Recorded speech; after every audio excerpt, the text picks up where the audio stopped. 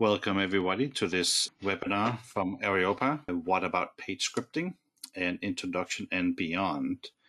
I will just give people a few minutes here to join. My name is Henrik Helgesen. I am the moderator for today's webinar. Today's webinar is presented by Bert Verbeek and Luc van Vugt, both of them Microsoft MVPs. As we get people to join in here, please keep in mind we do have a couple of housekeeping rules. Your microphone is muted. If you have any questions, please post them in the GoToWebinar questions window, and the questions will be picked up by the moderator, which is in this case me. This is the 96th episode of the Areopa webinars.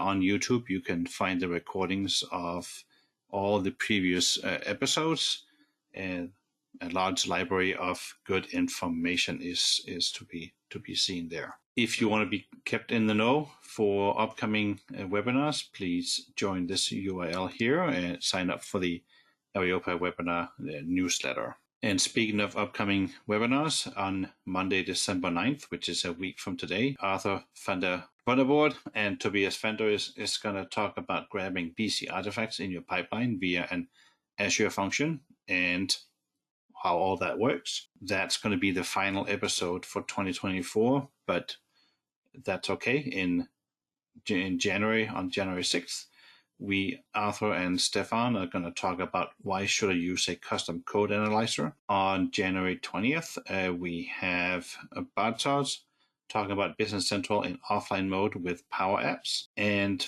a webinar we unfortunately had to move due to illness. Christian is going to talk about elastic leadership applied for development teams on February 3rd. We are continuously looking for speakers and topics, and if you have a topic that you have some knowledge about and want to share with the community, we urge you to reach out and present your session here on a Areopa webinar. And at this time, we want to thank our sponsor, ForNav, for making these webinars available for us to present. And with this, I am going to ask Luc to take over as the presenter. Yeah, is my screen in view? I guess so, right? You are good to go. Yeah, so here we are, Bert, talking about page scripting, a new feature, and we'll be sharing up and down between the two of us. That might be sometimes a bit slow or whatever. Let's see how we go about. We had a lot of things that we went through, each of us. There's a lot of things we can do with page scripting, so let's go with it. Did you have control over my window, Bert, already? Yeah, I've got control. So try. Probably if you click the presentation. Yeah, and now again, yeah, it's working. Yeah, perfect. So the agenda of today, we're first going to discuss the goal with you guys, and I'm going to discuss basic features, show you what is possible with it. Then it's up to you, Bert, to discuss about advanced features. We'll discuss about a new feature in BC25 that you can run from the command line interface, any script that you recorded. How about converting the recording into, well, let's see what that is. We'll discuss shortly some notes or some hints on best practices, what Microsoft came up, what we ran into, and what are the constraints. I mean, the feature is there, it has a lot of possibilities, but there are also some things that are not yet possible or will never maybe be possible even. Well, think about the future. What would be coming up? What could we think about right now? But surely let's be open to anything you run into, we run into, and let's give that feedback to the community, to Microsoft, to see, hey, this is what we also could do. So yeah, indeed, let me introduce myself. I'm working for 4PS as a technical solution architect. I thought around 12 to 13 years working at 4PS. And I'm also a Microsoft MVP for 2 years now. And my name is Luc van Vugt. I'm at 4PS, also a colleague to Bert, where I'm senior developer, and well, that's why I put test automation freak. I'm pushing test automation in the organization, and like Bert, I'm an MVP too, and we decided to join together on this. Yep. So let's first kick off the first topic. The goal of the page scripting. Why has Microsoft built this feature inside BIS Central? First of all, the page scripting is something that you can record, validate, and replay user interactions within the UI. And it is built for users acceptance testing. So in that case, what you can see when there is an update from your own extension, your customizations, or the Microsoft application is updated, your customer must doing the test all by themselves. They need some critical tests to run. Well, with the page scripting, you can automate that. You can export it into a YAML file. Luc will show you that also. So you can very easily share it across users and stuff like that.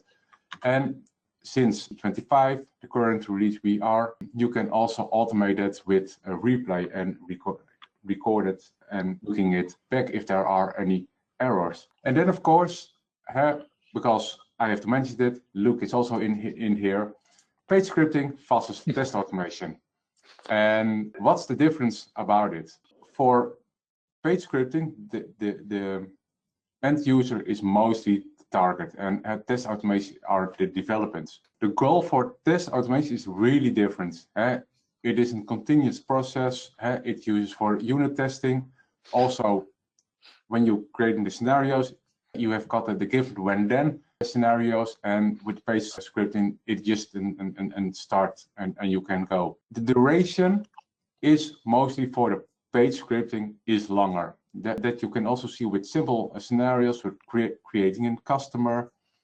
It is much slower. So if you've got a lot of tests with page scripting, then it takes much longer time. And indeed, the data set that must be present and have for test automation, you can create it by itself.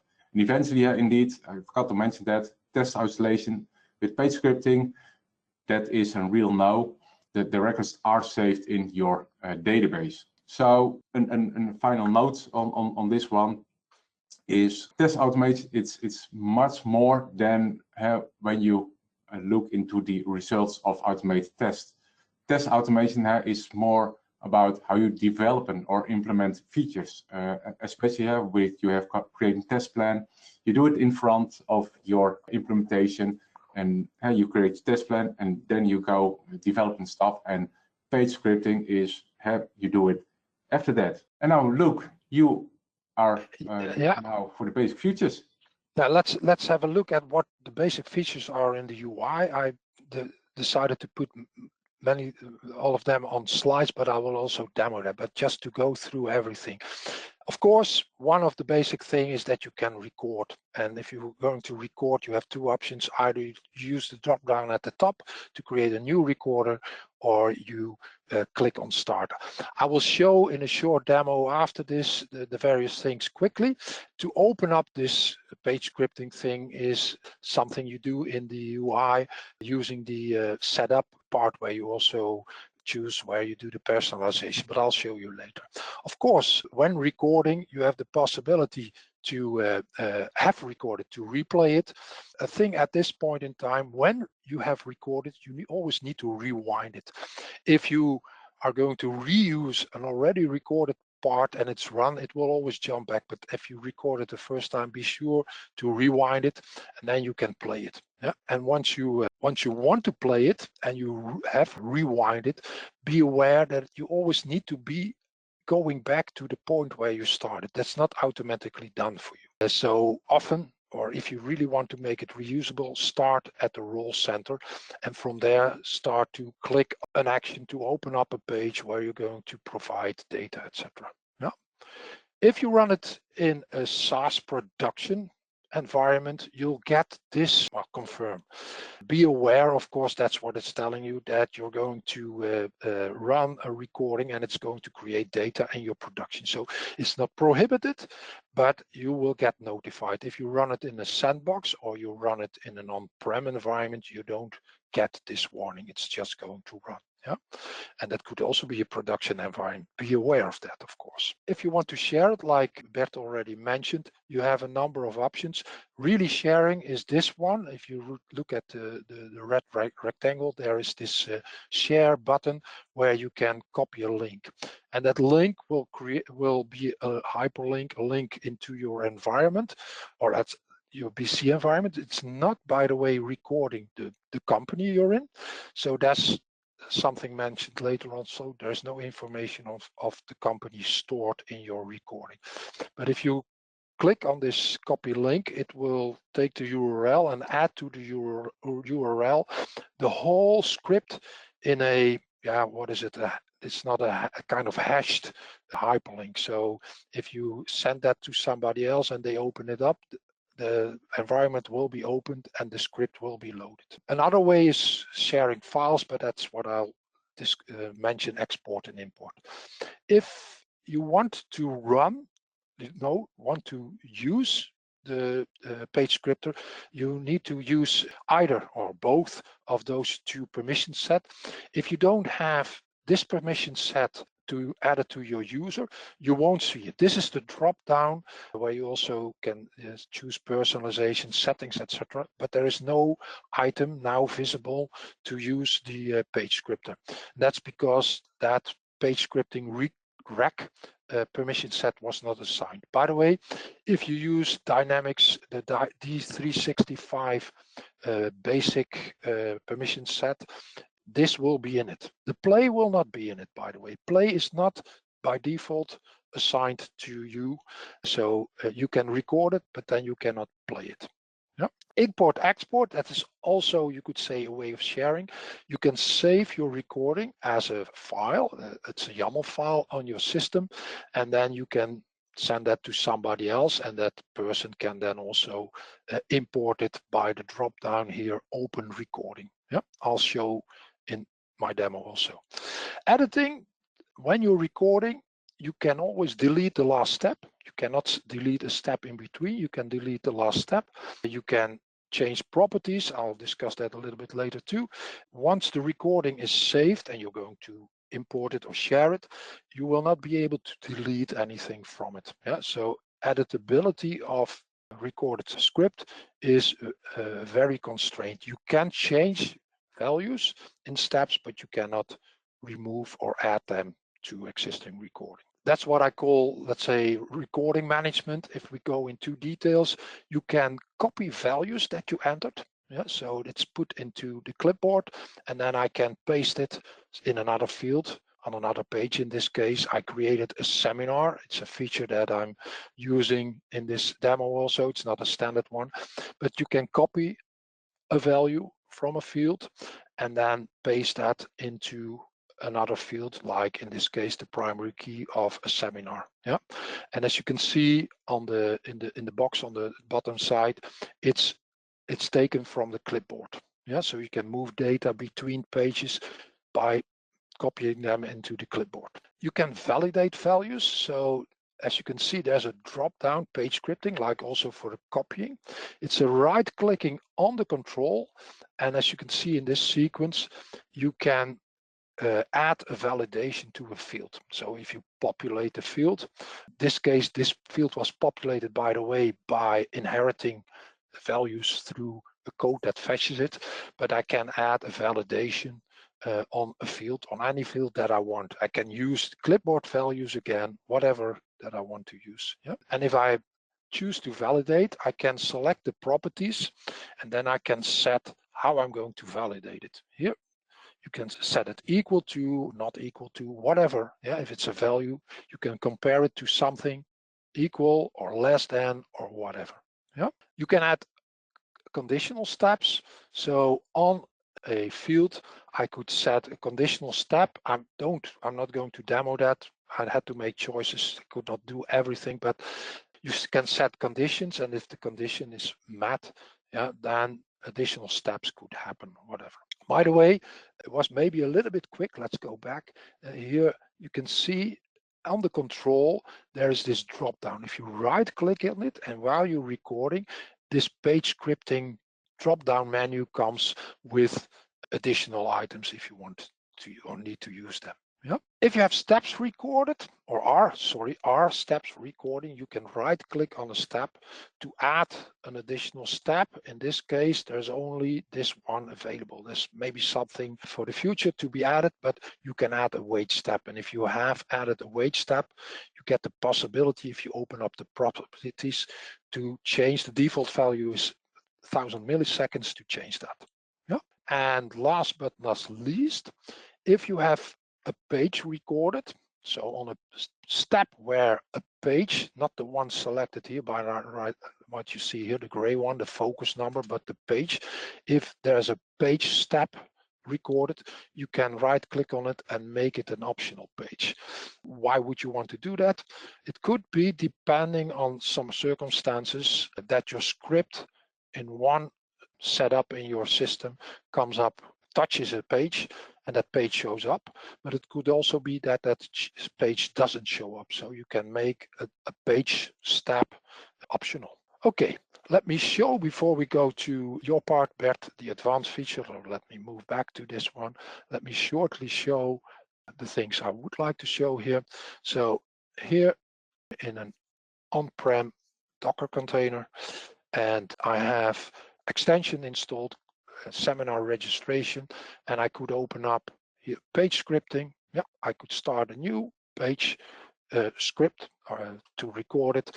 And what I'll quickly show you is a couple of things. I can go and create a new seminar. It's going to be recorded. I'm going to make sure that I get a number assigned to it. As you can see, it moves to name now, and in name I can put something like whatever, copy paste, or let's call it test right now. Things are happening in code. You can see the search name is added. I'm adding a duration, a minimum and a maximum number of participants. I'm adding a product posting group. VAT product posting group is automatically added, and I'm adding a price, and you can see everything is recorded. I could move to somewhere else if I want to. I could say, well, this last step, I don't want that. By the way, you see focus happening. Yeah, I cannot remove it, but the focus is not always needed. Actually, that it's putting values into a field is a thing on its own. The focus is just, that's where I'm moving with my cursor. If I click on it, or if I use the tab, whatever I want to do, right? So this is the way you record it. If you stop it, yeah, I could continue recording if I want to, but I could go and save it, like I explained, save the recording this way here, and it's going to be saved to YAML. I'm not going to do that right now. I'm going to just pick up a file where I do already have recordings. Hey, it's not moving to where I want it to move. That's funny. Let's do it this way then. I had some folders open, but it's not opening up. Somehow I'm getting a warning. I don't know why. Nevertheless, so here, no, that's not where the recording is stored. Sorry for that. It's on the root of my hard disk. Here I have number of recordings, and I'm going to run one here, but let me show you here. This is a recording, and it's all stored in YAML. Those that are used to work with pipelines, they might recognize this. Yeah, this is YAML format. Bert will discuss a bit more on the YAML format, so that's not what I'm going to do. But what I could do is import a recording. Yeah, so the one I just selected here, and I could run that recording. It's actually doing a bit more than I just showed here. So let's go back to the starting point. As I said, you need to start again where you started your recording. It's not going to automatically jump to the starting point. And I hope I tested it today. It should be running, but you can see it's creating a new seminar. It's opening up a seminar registration, a document where people can subscribe to. It's adding a customer and a contact, and eventually it's going to post it. And of course, like Bert said, all data is stored in the database. It's not within isolation. As you can see, it's here now 23 minutes past 4. This is what has been run right now. Yeah, so all the data is in the environment. By the way, one thing to note, and you might not have seen it in the script because it ran quite fast, but let's see if we can rerun it, and then you can see it. So I can run it again as things are using number series. Yeah, that's nice because that allows, yeah, have a look. Well, you didn't see it, it's changed here. A tip, which I will also have on the slide later, put in dates in standard format. Start with the year, then the month, and then the day. Why? If you do it this way and you run the script in an environment where somebody has other regional settings, it will fail. Yeah, so this script is set up to use this part. Okay, as a last, I will show here a recording where that one, the date is not set in the right order. Yeah, you will see it failing there. So let's run it. Oh no, sorry, I'm on the, no, it will not fail on this one. I'll show you later. I will do it in another environment when I'm still in the same settings, of course. But if I change my regional settings to, for example, US, it's going to fail. I'll demo that later.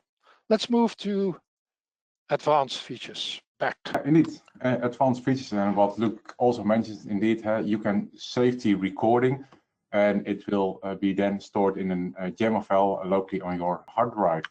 So what is inside the YAML file? I'm not discussing it in detail, but first of all, what you have is you have got a header, and in the header you can see the name, the description that you have done through the UI, and what is the starting point here, what kind of profile do you have. So that's the general descriptions, and after that you have got all the individual steps. So there you can see what kind of steps do you have. For example, you have got an invoke, it will invoke an list or a button, which page it will show. You've got an input, then you enter the something inside a record, and you've got an wait. And especially when you have got an invoke type, also a new or a lookup. So if you have got a type is invoke, you've got subtype invoke type, a new will be a new record, and a lookup, okay, it will be a lookup screen. Also, you can easily watch what kind of the source it is, what kind of page you have got. For example, the page shown, you've got, see here on the left image, it's showing the customer list. Also, you can see what kind of value it is entered inside a particular field in it. And what I think it's the most beautiful is the description. It's more a good description what the type is done. So you don't have to see all the subparts, you can just read the descriptions. So that's just in basically how the YAML is working, and it's really very easy. But what you can do, or what you cannot do in the UI, but you can do inside the YAML, you make use of parameters. In this case, you have to set up a parameter in a header. In fact, you can see on line 3, it is not capitalized, and please use also that, because when you do it with capitalized, it is not working. In this case, I'm setting a parameter, a customer description is in type string, and my default is, in this case, default value is test 1, 2, 3, 4. And this parameter you can use in your input type. So here, when we see on the bottom of it, we are putting a name, a value in the name, in the customer card. We can use that value. And in this case, we have to use parameters with a capitalized P. And then we can define the customer description. That's the parameter that we've got. So in this case, we can set just one parameter in the header of it, and we can use it all along the way in our script. So in that case, you can have always the same information in your fields in that case. And then we have got also the includes. So in the best practice, Luc will also tell you just keep it small. You can quite easily do that with include. So in that case, you have got, for example, a main YAML file, and you can include other YAML files that you have there. So that's in the steps part, and here you can see quite easily including a creation of vendor. That's also in a file. I have to give the YAML file, where is the file from my creation of the vendor. Be aware that if I'm setting a parameter, in this case on the header of the recording customer, I cannot use that parameter inside the include file. So if I am doing that, I will get an error. We have mentioned that to Microsoft because it can be quite helpful to have a parameter in the header, and it's spread across all my includes in that case. But if you have done that, if you have created the includes, then you can also open it inside BC Central. If you open that recorder, it will recognize from, okay, that recording, in this case, the recording customer YAML has some includes in it. I have to select the folder. So I must select the folder, and then the browser, the web browser, must have been reading those files. So I can click a few files, and then, and that's why I'm it's a little bit strange. I have to select the folder again from which my main YAML file it is. So I've selected again, and then I have to also give permissions to that folder. That's, I think, a little bit confident and not quite useful, user-friendly. But if I got that, then my recording is loaded. I've done it a couple of times. I thought that the includes weren't working, but it is working. And on the top, you see a little error with no description. And there it is, the includes are in there. So for every include, you get a separate error. And if you collapse that error, you can see quite easily what kind of steps it's are taking. In this case, typing, doing the vendor, and navigating in that case to my customer and creating that one. Be aware that if you are working with includes, and now look, it's not working. Oh, there it is. There it is. If you're working with includes and your BC Central client isn't with SSL, you can get this error because it must be secured. The files must also be loaded with the includes. So please aware that in BC Central Online, it's always HTTP, but in your Docker system, please use also HTTPS in that case. So that's basically about the advanced features. And Luc, please come up with pipelines. Yeah, if you got recordings, you're able to replay them like I just showed you. So from the UI, and that was in BC24, let's say, all you could do.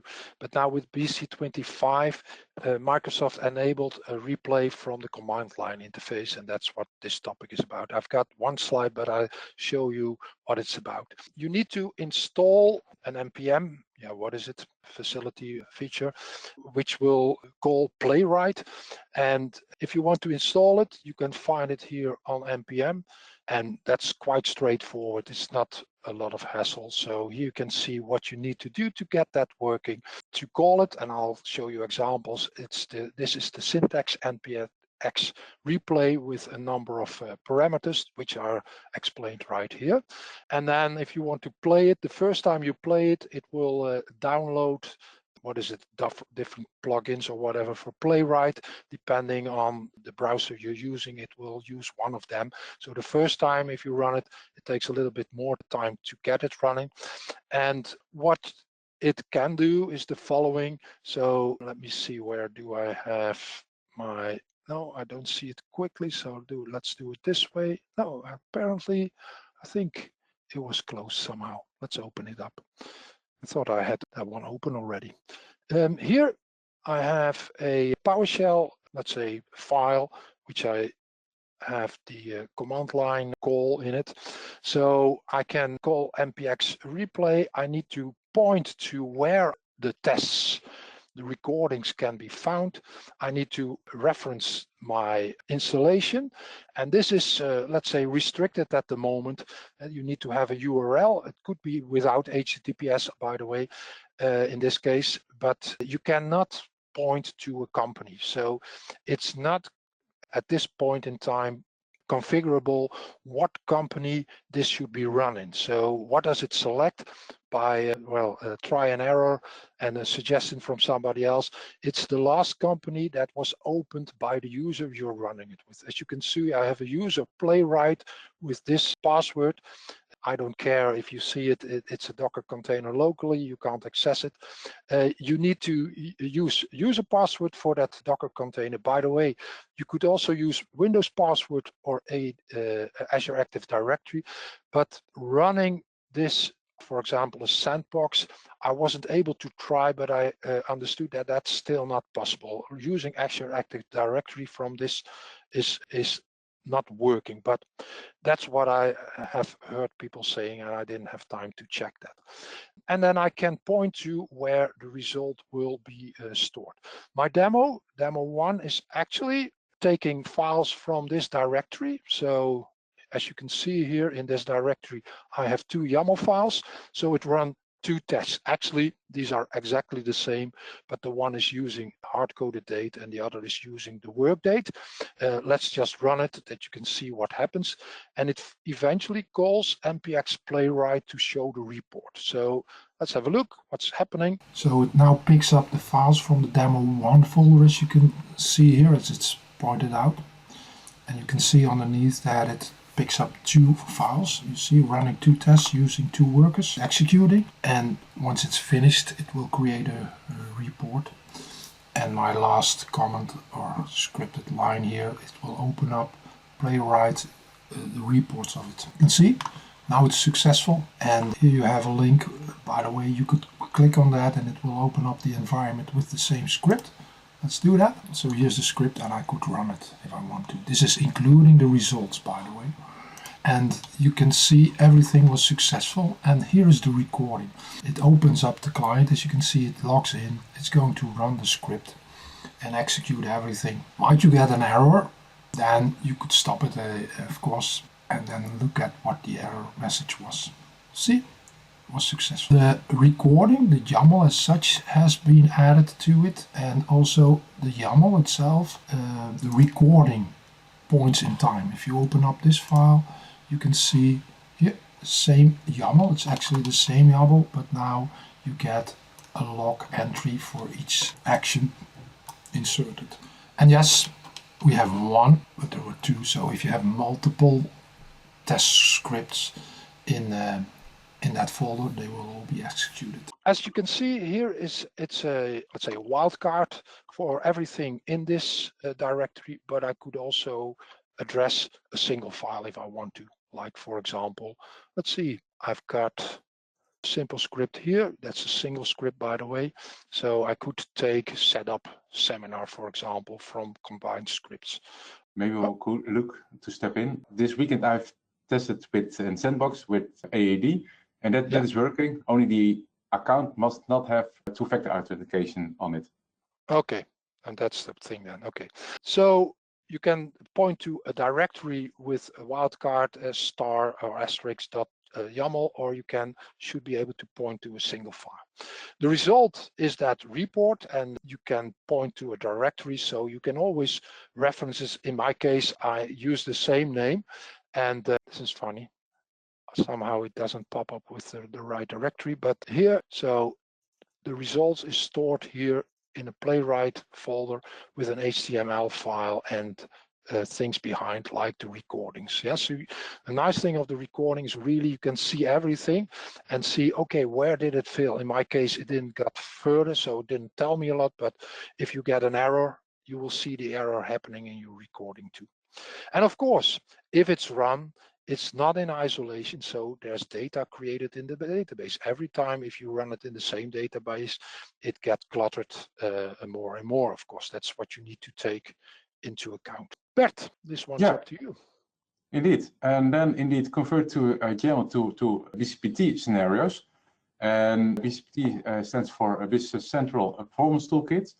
And what is the Performance Toolkit? Well, it is an extension inside Business Central. You can easily download it from App Source or doing the installing the app.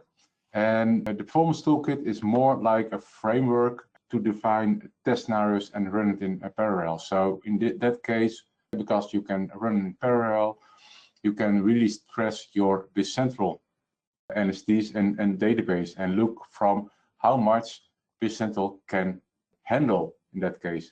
Really a test scenario for performance. It can only be installed and run in a sandbox or in a Docker environment. You cannot use it in productions because then you are a noisy neighbor in that case. And you can simulate up to 500 user sessions, especially when you run it with a PowerShell. You can run it with 500 user sessions in parallel. But then what you mostly do with a performance toolkit, when you go to the customer, you said, okay, we are running this amount of users, we are doing this kind of purchase orders, we are running a job queue, etc. You've got all that kind of information, and then you have to develop all those scenarios in AL. Mostly that is the difficult part of it.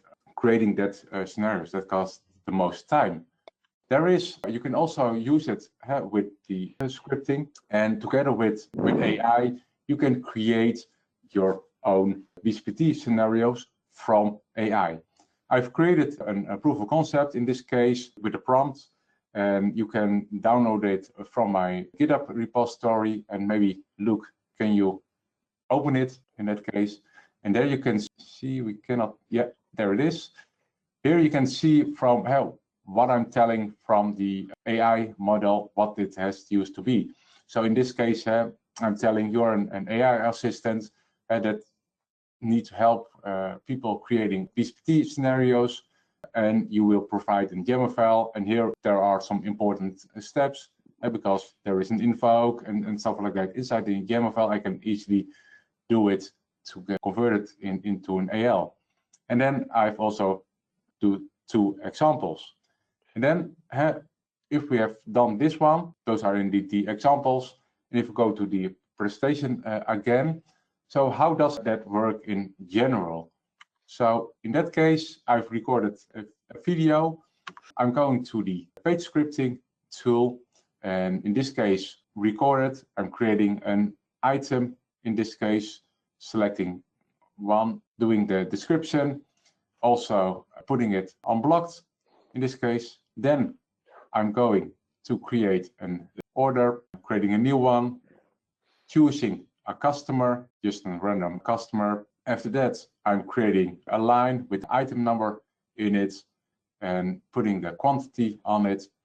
In that case, I'm also posting it, and when the things are received, shipped, I'm stopping it.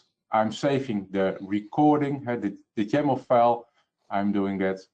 And then when I am opening the YAML file, you can easily see that items are created, the sales order is created. Then I can copy and paste that inside the AI, as you open AI, and you can see here, it will provide you a real BCPT scenario for creating items and creating the sales order. So I can copy it in that case, and if I go to Visual Studio Code, going to my AL object, here you can see 2 errors. I can remove it, but in this case, a consultant can record the scenario, and you as a developer can run it through Azure OpenAI with a good system prompt. You have got a really great starting point for your BCPT scenarios that you can maybe edit some more stuff, or it will be all okay. So that's one thing what you can do with it, and Luc will also show another one. Yeah, I think many of you know Dimitri Katson. He built this central queue actually started with a website. If you go to centralq.ai, you can go there for any questions you have around BC. It aggregates knowledge from Microsoft Learn, from different blog posts, from books, like my book is also included on test automation. It has a lot of references included, and then you can go and ask and interact with the prompt. He also built an app source extension, which includes the same, but you can add your own sources to it too. And it looks like this. Well, actually, if you go in, there's a chat. You can also ask your questions like you can do on the website. But then in the back, you can upload your own documentation. And what it also entails or includes is that you can upload scripts, your page scripting scripts. And it will then already, let's say, query or prompt AI to help create user manuals. So it takes this YAML file, so I've uploaded it, and then you can ask it to create a user manual, and then it looks like this. So this was taken from that YAML file, and actually here you can edit it if you want to. You can copy things and do what you like. You can also use the export to Word or export to Markdown to do it for you. So Dimitri has added a nice feature to, let's say, make work instructions or user manuals from your recording with the page scripting tool. By the way, to use it, you need to get a license for the AppSource app and then install the AppSource app and get everything working. Not too difficult, but be aware to first get the license. That works a bit better than what I did. I first installed it and then need to get the license, etc. So just as a tip, follow that order. Well, we're getting slowly to the end, but we have some parts left. Best practices, known issues, and maybe what's else there for the future. Some best practices, what we ran into, but also we got from Microsoft information also. Start your recording, as I mentioned before, from the role center. It's, by the way, more or less the backlog of Microsoft. There is a slide also later on that one, where that might be a new option, that it's going to be able to jump to your starting point. But for now, my advice is always start at the role center. Surely if you're going to run it from the command line, because you need to log in, the role center is there, and then your steps need to happen. Yeah. If you're on a list, the tip is to filter down your list to get to the record that you want to pick or select. By the way, if you use a drop down, if you really use a drop down and select a record on the drop down, the record, the row number is recorded, not the record value. If you're in a drop down field or a lookup field, my advice is to always type in the value or the first part, like if it's general product posting group services, just type share or services. It will be auto completed. And if the list changes and you selected the second one, but the second is a different one, the next one, probably your scenario or potentially your scenario is not going to work right. Bert mentioned, in the slide, page scripting against test automation. With page scripting in general, I think you need a data set already in your environment. With test automation, you might use Cronus, but preferably, or as a basic way of working, you want to be data agnostic and create the data in your tests. But with tests, with the page scripting, that's probably not always doable to set up everything. So although here is best practice by Microsoft said, create new entities to use and test, avoid dependencies. That, be aware of the dependencies. Maybe that's what I should have rephrased this line, I realize right now. Break down into small parts. You could use the include feature like Bert showed you in a short example or simple example. What you could do is break down everything into parts that you're like setting up a customer, use that somewhere else to put that into an include part. There is, however, some restriction here. If you want to hand over values like the variable Bert showed into the included ones, that not working well at the moment, or maybe it's working, but we didn't get it working that well. But it's on the list, you could say, of Microsoft. And eventually, as I mentioned, use standard format of dates and time to not have problems with regional settings. I wanted to show with the command line example. Actually, if where I recorded, I have, let's say, Dutch regional settings where our date is always by default date, month, year. Then I run it with another user which has US regional settings where then the date format is month, date, year. If I enter the 28th of February, so 28/11/2024, and then run it against that user that uses the US settings, it's going to fail. So I don't know if you realized it, but this is what I learned from preparing this example.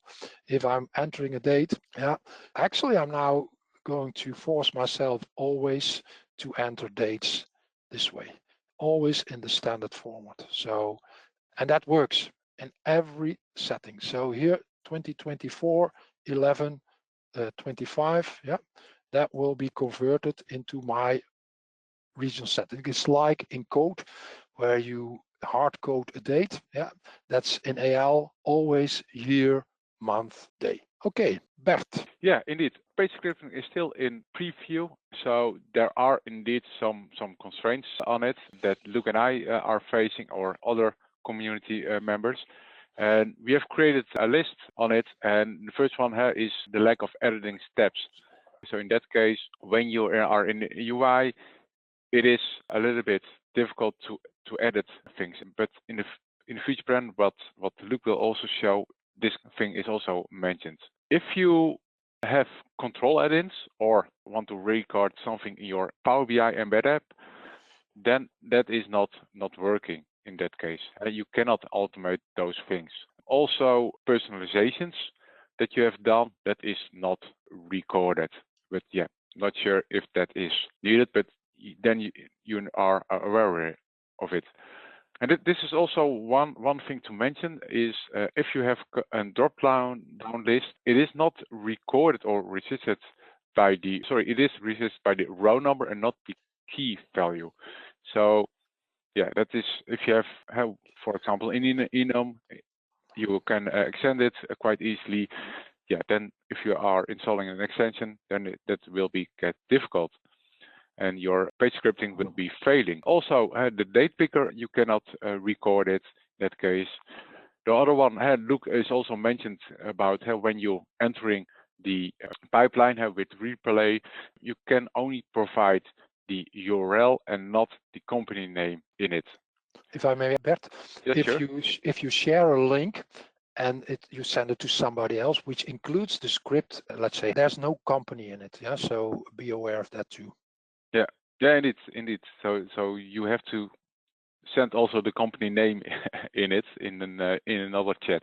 And then indeed, when you are recording a report and the report preview is open, you cannot close it by the recording in that case. So your report generation will then be the end stage of your recording. It also does not handle notifications inside BIS Central, and also the replay of error messages.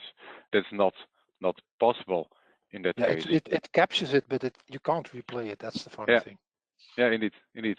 Then also you cannot handle the and that's especially on card pages, the next and previews, the small buttons that you got jumping to the next record. In that case, that is not handled. And that's Luc, what you mentioned is, and I haven't do it yet, but if there are fields with the same name on different pages, that can be mixed up in that case. So in this case, the full list that we are coming with, just be aware of it, and it is still in preview, and Microsoft is working on it. So Luc, what is the future of page scripting? Well, the future is that we're going to use a little bit more of your time than projected, but the future of the, there are some things to be said about the page scripting tool. Once you open up Pandora's box, a lot of things come around, and I think I run into a couple of things that I want to mention, but Microsoft surely wants us all to give feedback on possibilities. And well, later on you will see that we have an invitation to take part in a survey also. What about test script management? The thing right now is let's say one-dimensional. You can save it to a YAML, but what is its version? Okay, you can put it in source code management, you could be, but maybe on the file itself, whatever. Categorization, how are you going to handle multiple scripts and organize them so you have a bunch of scripts together? You could do it in a file system, but maybe, well, something could be added to the tool to make it easier. Prioritization, etc.